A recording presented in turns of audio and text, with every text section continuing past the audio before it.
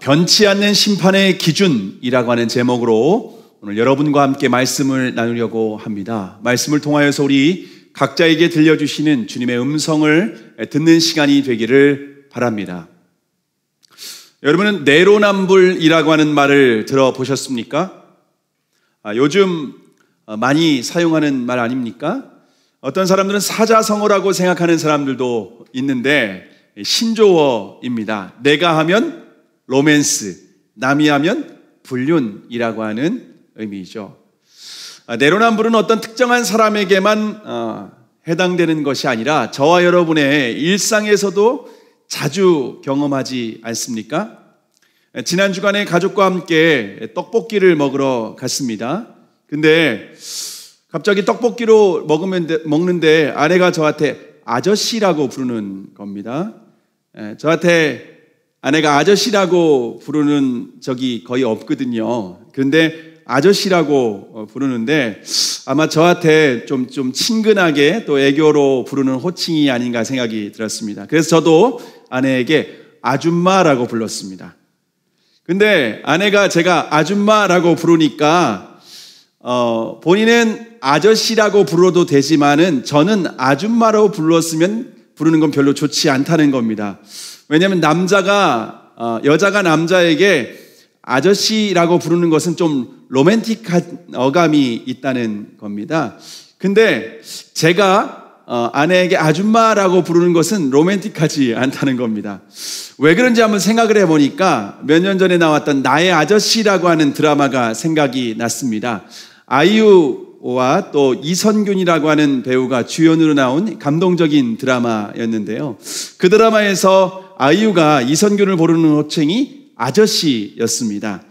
그 드라마의 영향 때문인지 모르겠는데 여자가 남자한테 아저씨라고 부르는 것은 좀 듬직하고 따뜻한 뉘앙스, 이미지가 담겨 있는 것 같습니다. 그런데 남자가 여자한테 아줌마라고 부르는 호칭은 마치 여성스럽지 못하고 여자가 좀 더 강인한 그리고 또 거친 이미지가 좀 담겨 있는 게 아닌가라는 생각이 듭니다. 그래서 아내가 그렇게 생각하는 것이 충분히 그렇게 생각할 수 있다고 생각을 했습니다.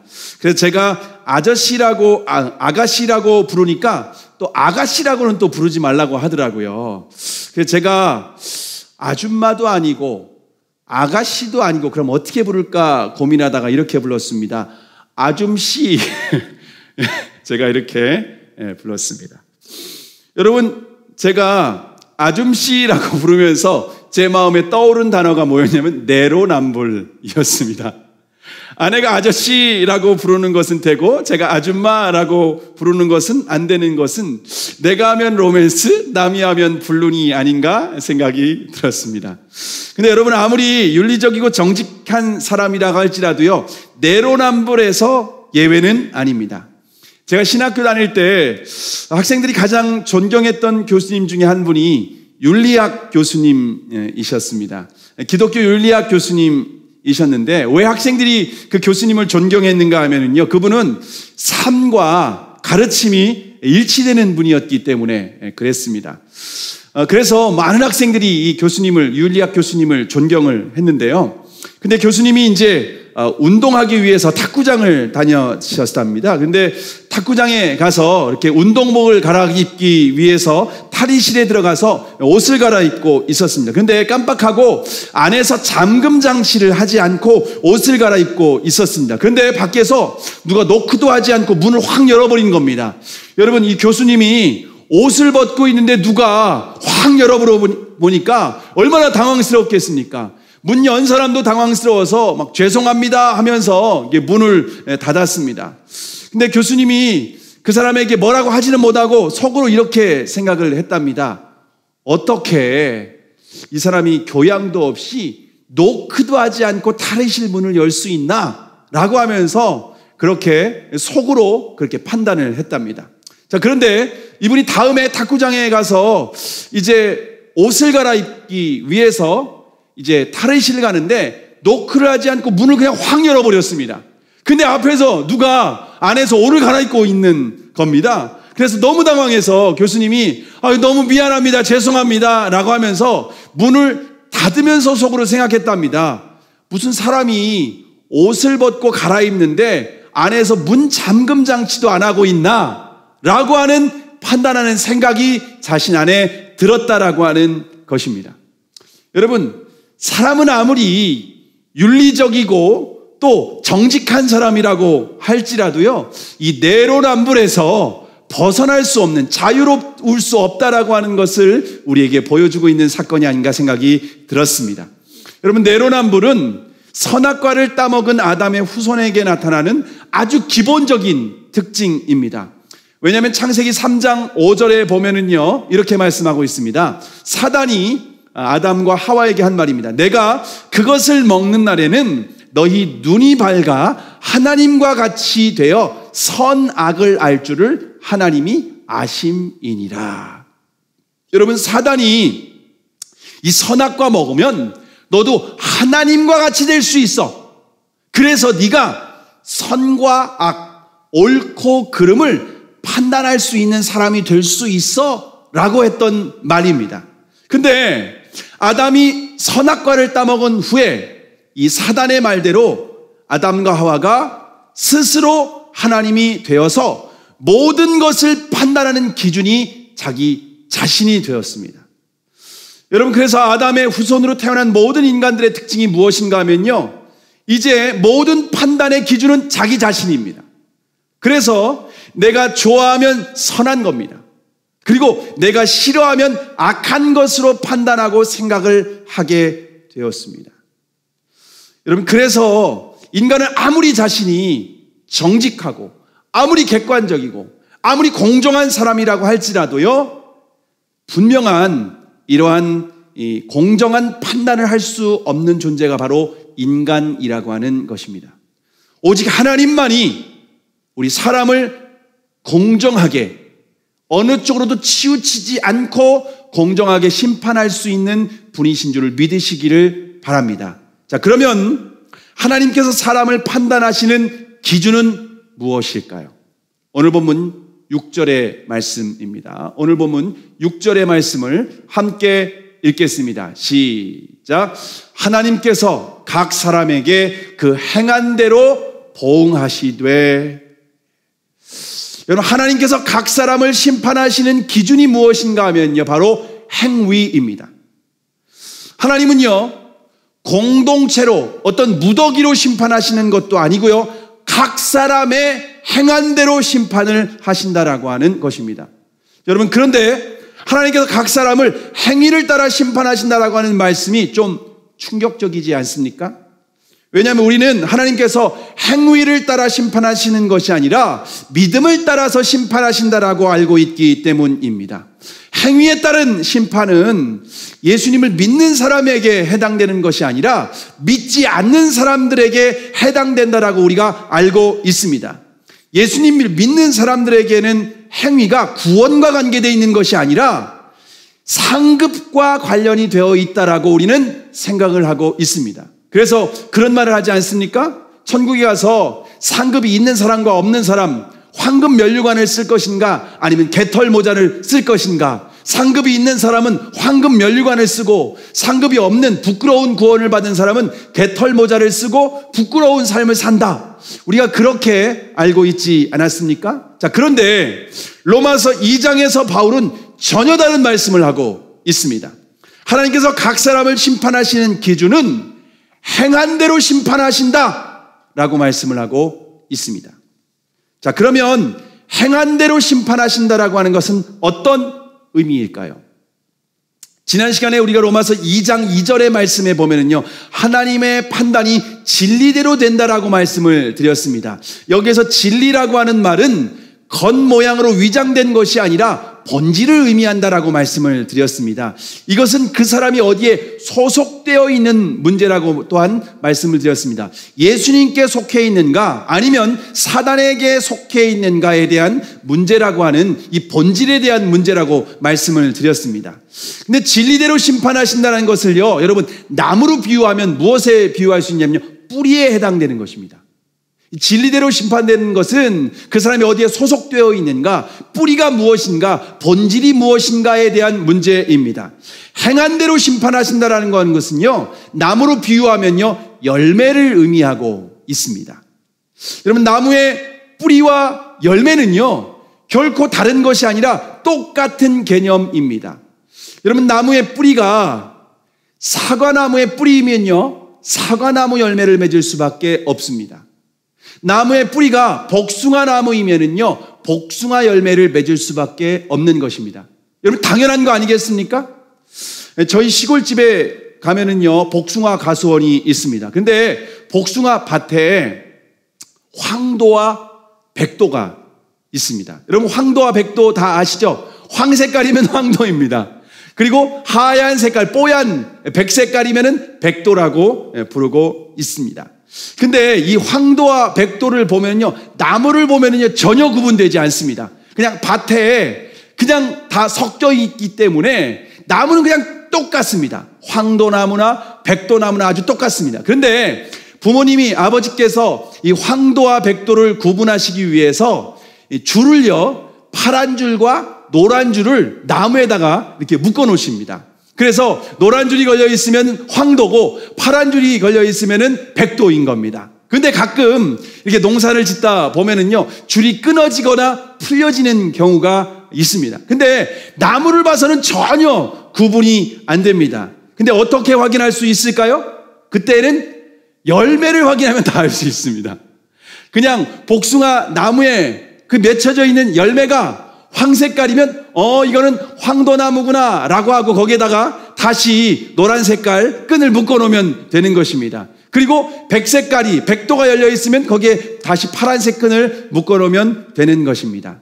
여러분, 황도나무에는 황도가 열리고 백도나무에는 백도가 열리는 것, 여러분, 이것은 너무나도 당연한 것이다라고 하는 것입니다. 마찬가지로 우리의 삶에서 맺혀지는 열매를 보면 그 사람이 어디에 속해 있는지, 그 사람의 뿌리를 알 수 있다라고 하는 것입니다. 예수님이 주인인지 아니면 자기 자신이 주인인지 삶에서 맺혀지는 열매를 보면 우리가 알 수 있다라고 하는 것을 성경은 우리에게 분명히 가르쳐주고 있습니다. 그래서 주님께서도 마태복음 7장 18절에서 그리고 21절까지 이렇게 말씀하시지 않았습니까? 좋은 나무가 나쁜 열매를 맺을 수 없고 못된 나무가 아름다운 열매를 맺을 수 없느니라. 아름다운 열매를 맺지 아니하는 나무마다 찍혀 불에 던지우느니라. 이러므로 그의 열매로 그들을 알리라. 나더러 주여 주여 하는 자마다 다 천국에 들어갈 것이 아니요 다만 하늘에 계신 내 아버지의 뜻대로 행하는 자라야 들어가리라. 여러분, 주님, 우리가 삶에서 어떤 열매를 맺혔는지, 삶에서 우리가 어떤 행위로 드러나는 열매를 보시고 우리를 판단하십니다. 아버지의 뜻대로 행하는 아름다운 열매를 맺으면 천국에 들어가게 될 것이다 라고 말씀하고 있습니다. 그러나 주여 주여 하지만 만약 아버지의 뜻대로 행하는 열매가 아니라 자신이 원하는 열매를 맺는 사람들은요, 지옥불에 던져지게 될 것이다 라고 말씀을 하고 있습니다. 그러니까 지금 로마서 2장에서 사도 바울이 하는 이 행위에 근거한 심판하신다라고 하는 말씀은 예수님도 마태복음에서 동일하게 말씀을 하고 있다라고 하는 것입니다.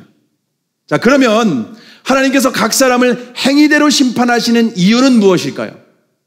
왜 하나님은 우리를 행위대로 심판하실까요? 그것은 오늘 본문 11절의 말씀입니다. 11절의 말씀을 우리가 함께 읽어보도록 하겠습니다. 11절입니다. 함께 읽습니다. 시작. 이는 하나님께서 외모로 사람을 취하지 아니하심이니라. 여러분, 성경에 변치 않는 하나님의 속성이 있습니다. 그것은 하나님은 절대로 사람을 외모로 취하지 않으십니다. 하나님은 외모로 취하지 않는다는 것은요, 차별이 없이 공정하게 사람을 대하신다라고 하는 의미입니다. 하나님은 그 사람의 출신, 가문, 성별, 지역, 학벌, 외모, 지식 수준에 따라서 차별하지 않고 아주 공정하게 대하십니다. 또한 하나님은 누군가에게 뇌물을 받지도 않으십니다. 심지어 하나님은 선택받은 유대인이라고 할지라도 예외가 없습니다. 만약 저와 여러분이 교회를 다니고 어떤 직분을 받았다 할지라도, 심지어 목사라고 할지라도, 하나님은 사람을 외모로 취하지 아니하시고 행위대로 공정하게 심판을 하십니다. 자, 그런데 한국교회는 예수님을 믿으면 죄사함을 받는 속죄만 강조했습니다. 예수님을 믿은 이후의 삶의 행위에 대해서 강조하지 않았습니다. 한번 회개하고 예수님을 믿으면 과거, 현재, 그리고 미래의 죄까지 다 용서받을 수 있다, 이렇게 가르쳤습니다. 그래서 우리가 예수님을 믿으면 무슨 죄를 지어도, 어떤 죄를 지어도 무조건 천국 갈 수 있다, 우리가 가르치고 그렇게 생각을 했습니다. 근데 이것은 우리가 이단위로 규정하고 있는 구원파의 교리입니다. 절대로 성경은 구원의 진리를 이렇게 가르치지 않고 있습니다. 근데 대부분의 그리스도인들이 우리가 이단이라고 규정하는 구원파의 거짓된 가르침을 따라서 살아가고 있습니다. 그래서 지금 한국교회가 세상 가운데에서 이처럼 비난을 받게 된 것이 아닌가 우리가 생각할 수가 있습니다. 저와 여러분이 예수님을 믿어도 반드시 행위에 대한 심판을 받게 됩니다. 그런데 우리는, 저를 포함한 목회자들이 하나님의 심판에 대한 말씀을 전하지 않았습니다. 예수 믿으면 심판에서 마치 제외된다라고 우리는 생각하고 그렇게 가르쳤습니다. 그런데 성경은 하나님의 심판에서 그리스도인들도 예외는 아니라고 말하고 있습니다. 고린도후서 5장 10절에 보면은, 있는 우리가 다 반드시 그리스도의 심판대 앞에 드러나 각각 선악간에 그 몸으로 행한 것을 따라 받으려 함이라. 여기서 뭐라고 했습니까? 우리가 다 반드시 그리스도의 심판대 앞에 서게 될 것입니다. 그리고 그 심판대 앞에 서서 선악간에 우리의 몸으로 행한 것을 따라서 심판을 받는다라고 분명히 사도 바울은 우리에게 강조하고 있습니다. 이것은 단순히 상급에 대한 심판이 아닙니다. 이것은 생명에 대한 심판이라고 하는 것을 우리에게 분명히 가르쳐주고 있습니다. 그러므로 저와 여러분이 예수님을 믿는다면 내 마음대로 살아서는 안 됩니다. 반드시 주인 되신 예수님의 말씀에 순종하는 삶의 열매를 맺어야만 합니다. 매일 주님과 동행하는 삶을 살아야만 합니다. 주님과 동행한다는 것은 단순히 관념적인 것이 아니라 삶에서 구체적으로 행동으로 드러나야 됩니다. 열매로 드러나야 된다라고 하는 것입니다. 그래서 야고보서 2장 26절에 보면은, 영혼 없는 몸이 죽은 것 같이 행함이 없는 믿음은 죽은 것이니라 라고 우리에게 아주 분명하게 말씀하고 있습니다. 만약 삶으로 열매를 맺지 못한다면, 내가 예수님이 주님이십니다 라고 그렇게 고백을 하지만 우리가 삶으로 열매를 맺히지 못한다라고 하면은요, 그것은 진짜 믿음이 아니라는 것입니다. 그건 단순히 지식적인 교리를 동의했을 뿐이지 그것은 믿음이 아니라는 것입니다. 여러분, 나를 움직일 수 없는 믿음은 결코 믿음이 아닙니다. 예수님을 주님으로 믿는다면 반드시 삶의 열매를 맺을 수밖에 없다. 그것이 진짜 믿음이다 라고 성경은 우리에게 한결같이 우리에게 전하고 있습니다. 자, 그러면 하나님의 심판에서 영생을 얻을 사람과 진노를 받을 사람은 삶에서 어떤 각각의 특징이 있을까요? 영생을 받을 사람은 어떤 열매가 드러나고, 그리고 진노를 받을 사람은 어떤 열매가 그 삶에서 드러나게 될까요? 오늘 본문 7절과 8절의 말씀, 7절과 8절의 말씀을 함께 읽겠습니다. 자, 시작. 참고 선을 행하여 영광과 존귀와 썩지 아니할 것을 구하는 자에게는 영생으로 하시고, 오직 당을 지어 진리를 쫓지 아니하고 불의를 쫓는 자에게는 노와 분으로 하시리라. 여러분, 먼저 영생을 얻을 사람에 대해서 7절에서 소개하고 있습니다.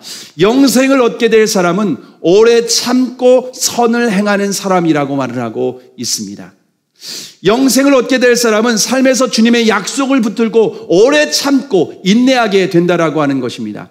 죄의 유혹이 있어도 믿음으로 이기고 선을 행하는 삶으로 열매를 맺게 됩니다. 뿐만 아니라 삶의 목적도 다릅니다. 삶의 목적이요, 세상 사람들은 썩어질 영광과 존귀를 추구하며 살아갑니다. 그런데 영생을 얻게 될 사람들은 눈에 보이지 않지만 하나님께서 약속하신 썩지 아니할 영광과 존귀를 추구하며 살아가게 되어 있습니다.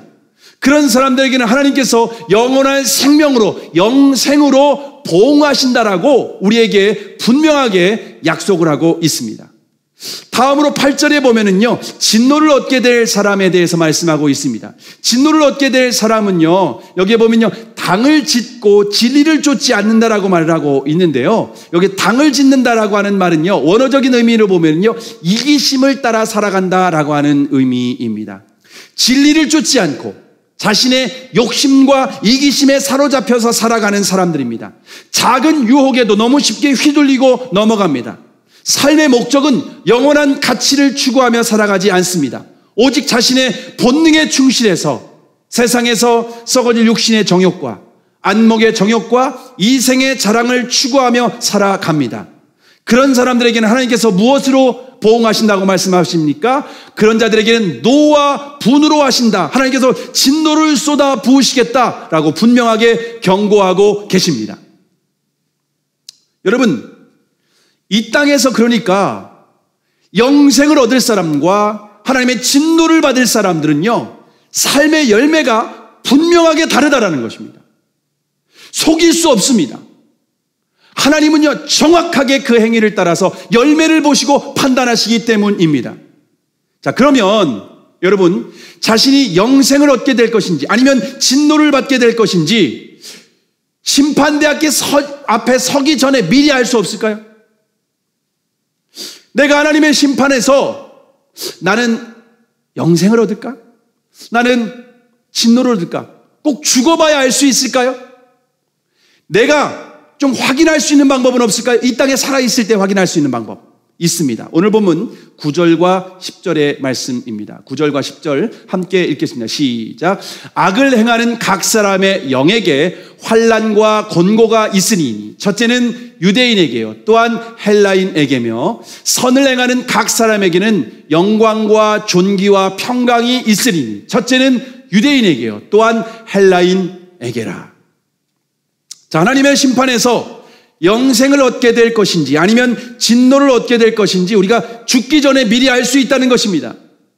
먼저 악을 행하는 사람은 살아있을 때에도 마음의 그 영에 이미 환난과 곤고가 있다는 것입니다. 외적인 환경과 조건이 너무나도 편안합니다. 아주 좋습니다. 문제될 게 없습니다. 그런데 마음은 지옥과 같습니다. 그런 사람은 죽음 이후에도 하나님의 진노를 받고 영원한 지옥에 살게 될 것이다라는 것입니다. 이것은 유대인이나 헬라인이나 동일합니다. 교회 안에 있든지 교회 밖에 있든지 예외가 없다는 의미입니다.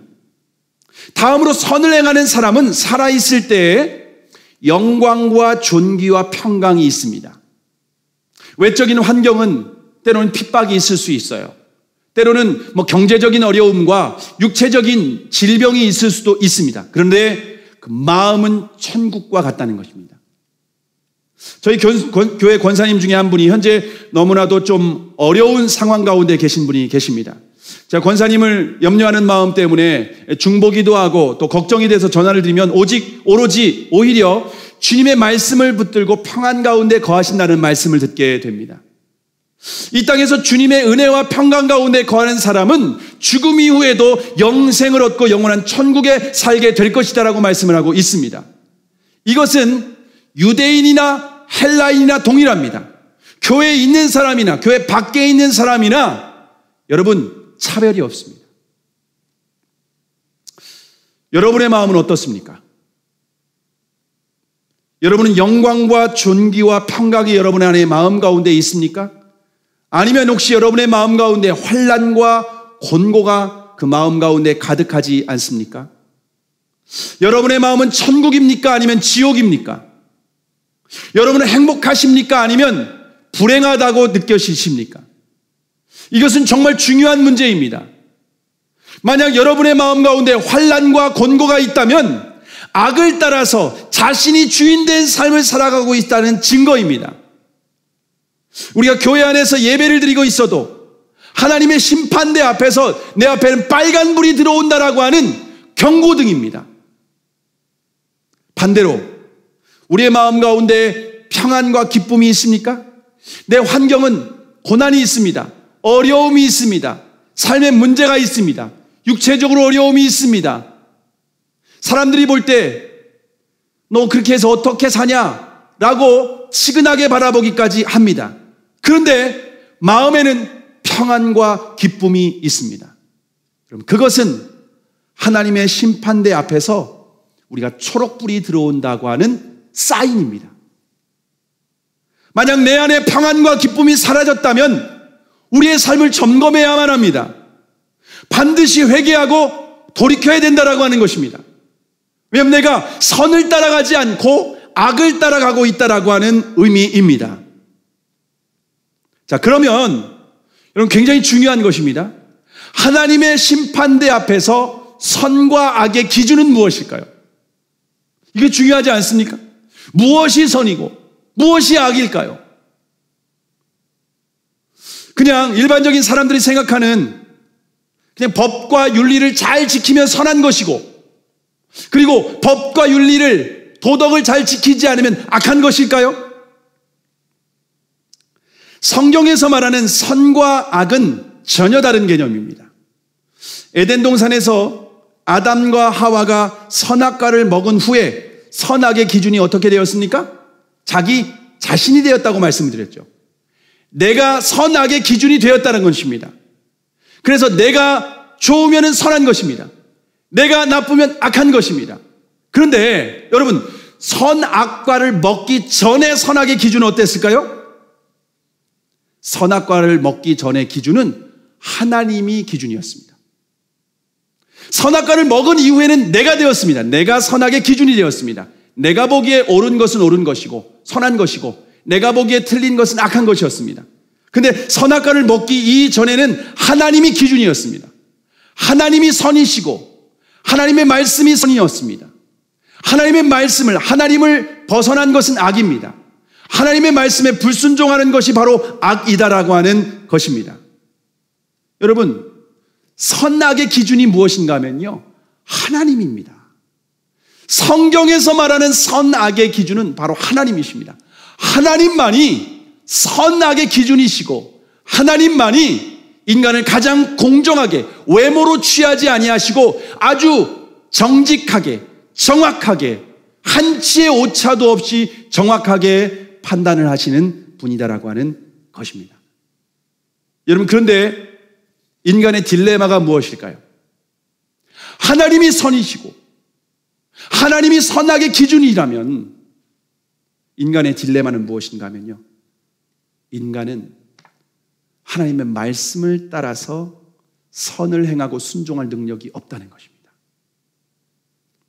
그래서 로마서 3장 20절에 보면, 그러므로 율법의 행위로 그의 앞에 의롭다 하심을 얻을 육체가 없나니 율법으로는 죄를 깨달음이니라 라고 말씀하고 있습니다.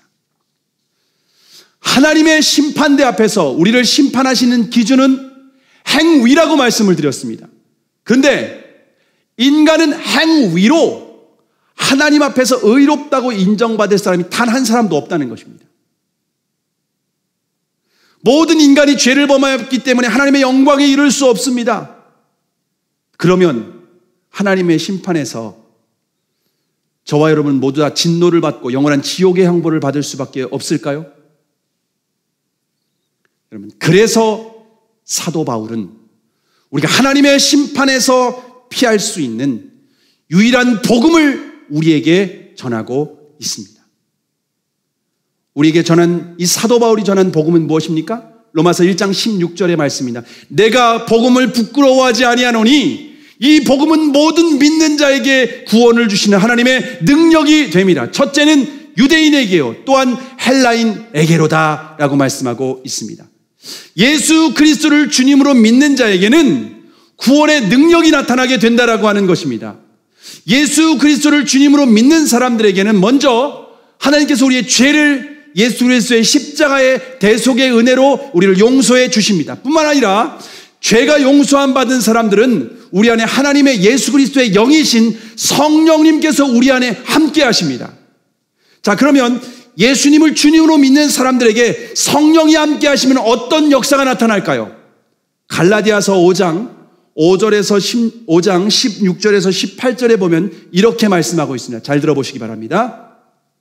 내가 이르노니 너희는 성령을 쫓아 행하라. 그리하면 육체의 욕심을 이루지 아니하리라.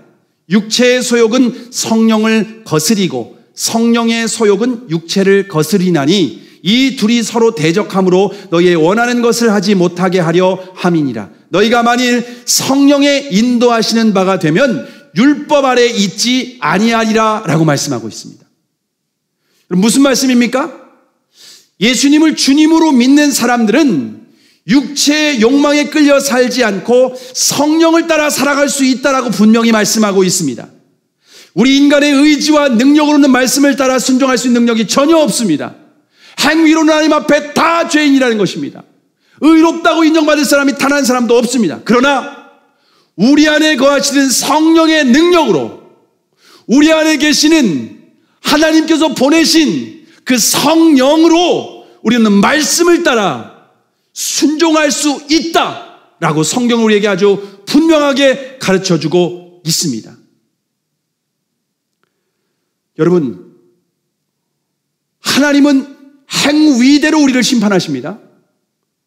이것은요, 유대인이나 헬라인이나 교회 안에 있는 사람이나 교회 밖에 있는 사람이나 예외가 없습니다. 이 심판의 기준은 변하지 않습니다.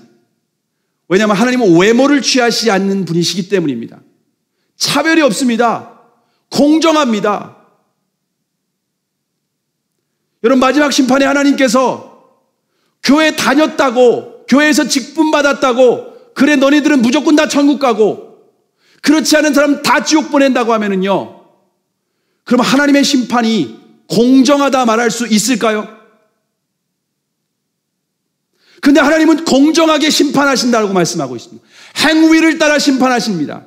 근데 인간은 선을 행한 능력이 없습니다.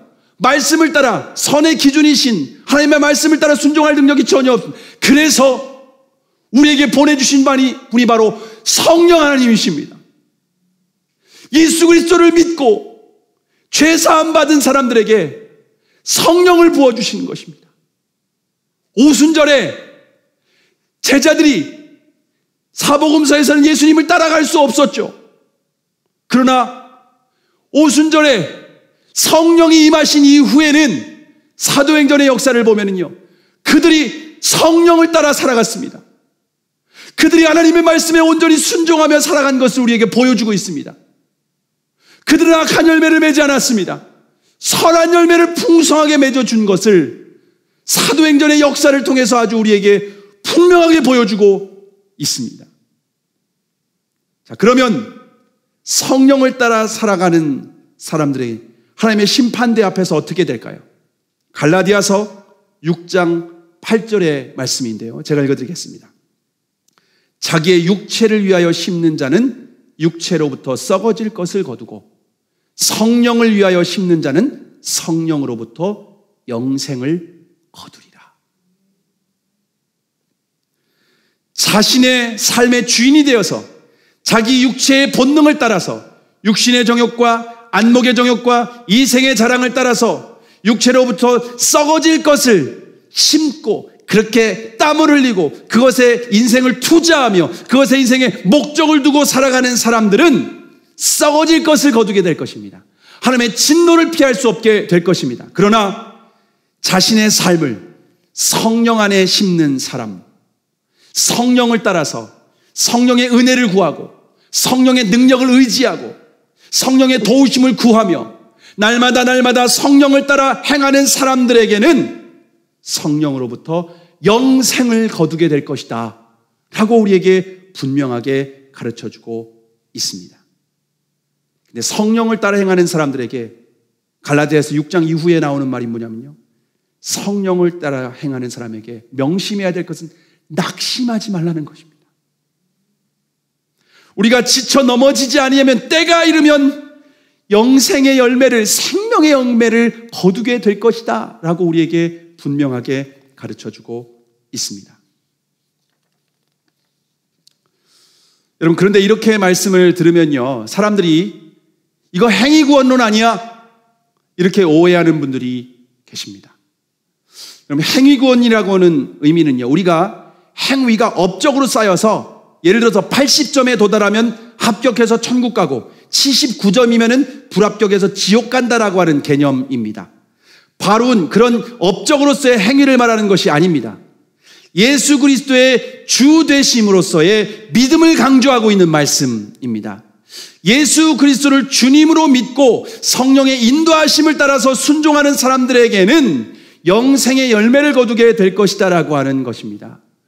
우리의 행위가 구원하는 것이 아니라 우리의 주인 되신 예수 그리스도를 주님으로 믿는 사람들에게 성령의 역사로 우리가 순종하게 되어서 영생의 열매를 거두게 된다라고 하는 것입니다. 그래서 사도 바울은 우리의 행위 구원이 아니라 믿음으로 구원을 받는 것에 대한 의미를 더욱더 구체적으로 정확하게 보여주고 있는 것을 가르쳐주고 있습니다. 그런데 한국교회는 구원의 진리가 양쪽으로 치우쳐 있습니다. 한쪽은 어떤 측인가 하면요, 예수님께서 십자가의 모든 죄를 용서하셨기 때문에 예수님 영접기도만 따라하면 무조건 구원받는다. 너는 예수님 영접기도 했으니까 너 이제는 어떻게 살아도 너는 당연히 천국 가게 될 거야 라고 우리가 가르쳤습니다. 여러분, 이것은 반쪽짜리 복음입니다. 우리의 삶이 배제된, 하나님 우리의 행위를 보신다고 말씀을 하시는데, 열매를 보신다고 말씀하셨는데 그 믿음이 진짜인지 가짜인지 확인할 수 있는 길이 없습니다. 다 예수님이 영접했다고 하는데 삶의 열매를 보면 전혀 다르거든요. 예수님이 주인 되시지 않은 게 명확하게 드러나거든요. 사과나무라고 하는데 복숭아 열매를 맺고 있거든요. 복숭아나무라고 하는데 사과 열매를 맺고 있거든요. 여러분, 그 믿음이 확인이 안 되는 겁니다. 그래서 우리가 진짜 믿음인지 확인하려면 삶의 열매를 확인할 수밖에 없는 것입니다. 너 진짜 예수님이 주인이야? 너의 삶에 너 자신이 주인이 아니라 예수님이 주인이야? 그러면 열매로 확인할 수 있어. 뿌리는 열매로 증거되는 거야 라는 것을 우리에게 분명히 가르쳐주고 있습니다. 또 다른 한쪽은 무엇입니까? 성령의 능력으로 예수님을 주님으로 믿고 따라가는 것이 아니라 자기의, 자기 의지, 자기 노력, 자기 선행, 자기 결단, 이것으로 구원을 이루려고 하는 행위 구원론을 따르는 사람들입니다. 여러분, 우리의 인간의 의지, 인간의 능력, 인간의 결단, 나의 의, 내가 새벽기도 열심히 하고 내가 어떤 정해져 있는 종교적인 규칙을 빠지지 않고 그렇게 지킨다고 해서 우리는 구원에 이를 수 없습니다. 그렇게 완벽하게 지켰던 사람들이 바리새인과 서기관들이었는데 결국 그들은 자기 의에 빠져서 그들의 주인은 하나님이 아니었고 자신이었다라는 것을 어떻게 증명해 줬습니까? 예수님을 십자가에 못 박아 죽였다라는 것을 우리에게 보여주고 있습니다. 여러분, 자신이 주인 된 삶, 내 의지, 내 노력, 내 결단, 내 의로는 절대로 하나님의 의를 만족시켜 줄 수 없습니다. 오직 성령을 따라, 오직 겸손하게 주님의 은혜를 구하는 사람, 오직 주님만이 나의 구원자이시고 주님의 능력으로만 내가 오늘 하루를 살아갈 수 있다고 주님의 은혜를 구하는 자들만이 참된 구원에 이르는 믿음인 줄을 믿으시기를 바랍니다. 혹시 여러분은 어떤 함정에 빠져 있습니까? 예수님을 주님으로 영접했지만 여전히 자신이 주인이 되어 악한 열매를 맺고 있지 않습니까? 반대로 예수님을 주님으로 믿는다고 하지만은 성령의 능력이 아니라 자신의 의지와 노력으로 선한 열매를 맺으려고 하지는 않습니까? 양쪽 다 우리의 마음에 참된 평안을 줄 수 없습니다. 오직 예수 그리스도를 주님으로 마음의 중심으로 영접하실 수 있기를 바랍니다. 오직 예수님만이 나의 주님이십니다. 나의 능력으로, 나의 의지로, 나의 결단으로 주님 따라갈 수 없습니다. 오직 은혜를 부어 주시옵소서. 오직 성령의 은혜를 내게 베풀어 주시옵소서. 어제는 내가 주님 따라갔지만 오늘 또 그 은혜가 필요합니다. 날마다 주님 일용할 양식과 같이 주님의 은혜가 필요합니다. 성령의 능력이 필요합니다. 내가 신앙생활 10년 했던 20년 했던 심지어 50년 하고 목사가 되어서 아무리 진리를 전한다 할지라도 나는 주님의 은혜 없이는 안 됩니다. 성령의 능력이 없이는 안 됩니다. 오직 예수님만이 나의 주인이시고 성령의 그 은혜와 능력을 오늘도 나에게 부어 주시옵소서. 그 능력으로 그 은혜를 의지하는 자들, 성령을 의지하는 사람들 많이 영생의 열매를 거두게 될 줄로 믿습니다. 그런 사람들은 하나님의 심판대가 그런 사람들에게 하나님께서 그들에게 은혜와 영원한 생명을 부어주시는 자리입니다.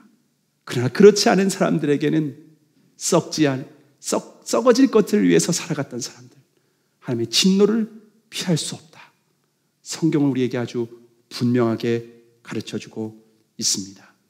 여러분, 그런데 너무 놀라운 은혜의 말씀이 무엇인지 아십니까? 우리가 오늘 읽진 않았지만 2장 16절에 이렇게 말씀하고 있습니다. 로마서 2장 16절에 곧 내 복음에 이른 바와 같이 하나님이 예수 그리스도로 말미암아 사람들의 은밀한 것을 심판하시는 그날이라. 여기에 보면 심판자가 누구십니까? 예수 그리스도입니다. 예수 그리스도께서 심판자라고 말씀하고 있습니다. 마지막 날 심판하시는 분은 예수 그리스도입니다. 때로는 우리가 예수님 믿는다고 하지만 실수할 수 있죠. 예수님 믿는다고 하지만 우리가 때로는 나의 연약함에 넘어질 수 있습니다. 그러나 예수님은 아십니다. 너의 주인은 나라는 걸 우리 주님은 아십니다. 그리고 주님을 따라서 성령의 은혜를 구하는 자들은 주님은 우리의 때로는 부족하고 연약하고 도덕적으로 때로는 결함이 있을 수도 있지만 주님은 예수 그리스도를 마음의 뿌리를 두고 있고 그리고 그 성령을 따라서 우리가 열매 맺는 삶을 살기를 원하는 그런 은혜를 구하는 자들은 주님은 정확하게 아십니다. 그리고 그들에게는 영생의 선물을 주시는 줄을 믿으시기를 바랍니다. 여러분, 우리가 주님 다시 오시는 그날까지 이 믿음의 길을 끝까지 완주하는 정말 예수님이 주인된 저와 여러분이 되기를 주님의 이름으로 축복합니다. 기도하시겠습니다.